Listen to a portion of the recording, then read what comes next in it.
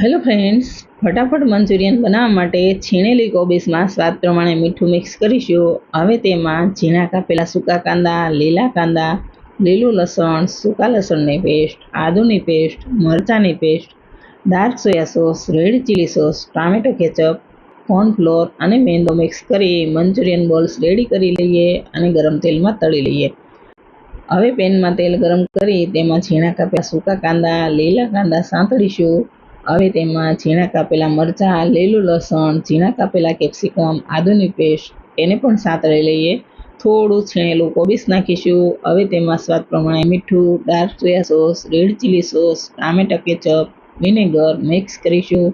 થોડું પાણી નાખી થવા દઈએ. 1 ચમચી કોર્નફ્લોર પાણીમાં મિક્સ કરીને નાખીશું અને થવા દઈએ. હવે તેમાં મંચુરિયન બોલ્સ મિક્સ કરી સર્વ કરી લઈએ. તો ફ્રેન્ડ્સ, રેડી છે ફટાફટ મંચુરિયન.